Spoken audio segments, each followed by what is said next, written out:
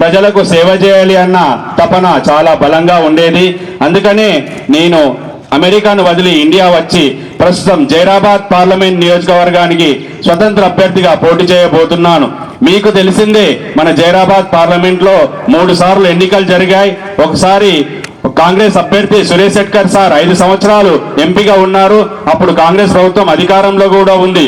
5 సంవత్సరాలు ఎంపీగా ఉండి ఏం అభివృద్ధి చేశారో, ఎంత నిర్లక్ష్యం చేశారో మీకు తెలుసు, నేను చెప్పాల్సిన అవసరం లేదు. తర్వాత బీబీ పాటిల్ గారు బీఆర్ఎస్ పార్టీ తరఫున 10 సంవత్సరాలు మనకు ఎంపీగా ప్రాతినిధ్యం వహిస్తున్నారు. ఆయన 10 సంవత్సరాలు మన స్థానికంగా ఉన్నారా, మనతో మాట్లాడారా, ఏం తెలుసు, ఏం అభివృద్ధి చేశారు అని మీకు తెలుసు, నేను చెప్పాల్సిన అవసరం లేదు. ఇప్పుడు మళ్ళీ అదే బీబీ పాటిల్ గారు బీజేపీ పార్టీలో జాయిన్ అయ్యి మళ్ళీ మన ముందుకు వస్తున్నారు ఓట్లు అడగడానికి. వీళ్ళు 15 సంవత్సరాలుగా వీళ్ళిద్దరు ఎంత నిర్లక్ష్యం చేశారు మన జైరాబాద్ పార్లమెంట్ నియోజకవర్గాన్ని మీకు తెలుసు. వాళ్ళు స్థానికంగా ఉన్నారా, ప్రజలతో మాట్లాడారా, ఏ సమస్యల మీద పోరాడారా మీకు తెలుసు. పార్లమెంట్ లో ఎప్పుడన్నా మాట్లాడంగా మీరు చూసారా, మీరే గమనించండి. వాళ్ళకి అదే అభ్యర్థులకు మళ్ళీ మనం ఓట్లు వేస్తే ఎలాంటి ప్రయోజనం ఉండదు. ఎందుకంటే వాళ్ళు ఎంతసేపు వాళ్ళు ఢిల్లీలో ఉంటూ వాళ్ళ కాంట్రాక్ట్ల కోసం, వాళ్ళ సంస్థల కోసం పనిచేస్తారు తప్ప ప్రజా సమస్యల మీద ఏనాడు వాళ్ళు పనిచేయరు అని నేను మనవి చేసుకుంటున్నాను.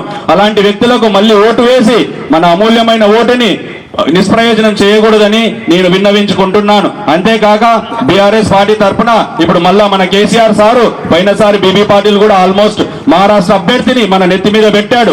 ఇప్పుడు అనిల్ కుమార్ అని, గాలి అనిల్ కుమార్ గారు అని మన హైదరాబాద్ వాసిని ఇక్కడ మన జైరాబాద్ పార్లమెంటుకు తీసుకొచ్చి ఎన్నికల్లో దించాడు. ఆయన హైదరాబాద్ వాసి, పుట్టింది పెరిగింది హైదరాబాద్. మన జైరాబాద్ ప్రాంత ప్రజల యొక్క సమస్యలు తెలుసా అతనికి? తెలియదు. స్థానికంగా ఉండలేడు. మనమంతా వ్యవసాయ ఆధారిత కుటుంబాలు ఉంటాయి. మన గ్రామీణ పరిస్థితుల వాతావరణం వేరుగా ఉంటుంది, ఆయన సిటీ వాతావరణం వేరుగా ఉంటుంది. ఆయన ఏమాత్రం ఇక్కడ తిరగలేడు, ఇక్కడ ఉండలేడు.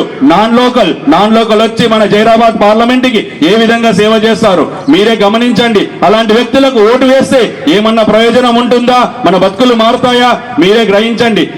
నేను ఒక స్వతంత్ర అభ్యర్థిగా మీకు నిస్వార్థంగా సేవ చేయాలి అని ప్రతి ప్రజా సమస్యను పార్లమెంట్ లో విన్నవించి నేను ప్రతి సమస్యను పరిష్కారం కనుక్కోవడానికి నా శాయశక్తులకు కృషి చేస్తానని విన్నవించుకుంటున్నాను. నేను స్వచ్ఛందంగా, నిష్పాక్షంగా, నిస్వార్థంగా సేవ చేయన లక్ష్యంతోనే రాజకీయంలోకి వచ్చాను తప్ప ఇందులో ఎలాంటి స్వార్థం లేదు.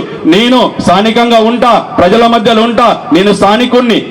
ఈ జైరాబాద్ పార్లమెంట్ నియోజకవర్గంలో నేను చిన్నప్పటి నుంచి 28 సంవత్సరాల వరకు ఇక్కడ నేను కళ్య తిరిగినాను. నాకు ప్రతి ప్రాంతం మీద నాకు అనుభవం ఉంది. ప్రతి ప్రాంతాన్ని సందర్శించాను. మన దగ్గరలో ఉన్న తాడువాయికి కూడా నేను కాలినడకన వచ్చి శబరిమాత అమ్మవారి దర్శనం చేసుకునేవాడిని. అంతేగాక ఇక్కడ ఉన్న ఎన్నో ప్రాంతాలు నేను చాలా సార్లు టెంపోలలో నడుచుకుంటూ కూడా వెళ్ళిన అనుభవం నాకు ఉంది. ఇక్కడ ప్రజల యొక్క జీవన మన అన్ని తెలుసు నాకు. నేను స్థానికంగా ఉండి వాళ్ళ సమస్యలు తీరుస్తానని నమ్మకంగా చెప్పగలుగుతున్నాను. అంతేకాదు జైరాబాద్ పార్లమెంట్ అభివృద్ధికి శాయశక్తుల నిరంతరం పనిచేస్తూనే ఉంటాను, నిస్వార్థంగా పనిచేస్తాను. పార్లమెంట్ లో గాని, కేంద్ర మంత్రులతో గాని, ప్రధాన మంత్రితో గాని ప్రతి సమస్యను, చిన్నదైనా పెద్దదైనా ప్రతి సమస్యను కళ్ళకు కట్టినట్టు వివరించి ఆ సమస్య పరిష్కారం అయ్యేంత వరకు 10 సార్లైనా చెప్పి కావాల్సిన నిధులు తీసుకొచ్చి మన జైరాబాద్ పార్లమెంట్ ని నేను అభివృద్ధి చేస్తాను అని మనవి చేసుకుంటున్నాను. ఒక స్వతంత్ర అభ్యర్థిగా ఉంటేనే కులాలకు అతీతంగా, మతాలకు అతీతంగా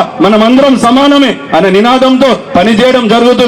మీరు ఆల్రెడీ ప్రధాన పార్టీల అభ్యర్థులను ఇప్పటి వరకు గెలిపించారు. వాళ్ళు ఏమీ చేయలేకపోయారు. వాళ్ళు ఎంతసేపు 100 కోట్లు డబ్బులు ఖర్చు పెట్టి మళ్ళా 100 కోట్లు సంపాదించే ధ్యాసలో ఉంటారు తప్ప ప్రజల సమస్యల మీద ఎలాంటి చిత్తశుద్ధి ఉండదు. కావున మీరు ఈసారి ఒక స్వతంత్ర అభ్యర్థిగా మీ ముందుకు వస్తున్నాను. నాకు మీ అమూల్యమైన ఓటు వేసి నన్ను ఆశీర్వదించి నన్ను పార్లమెంటుకు పంపాలి అని ప్రార్థిస్తున్నాను.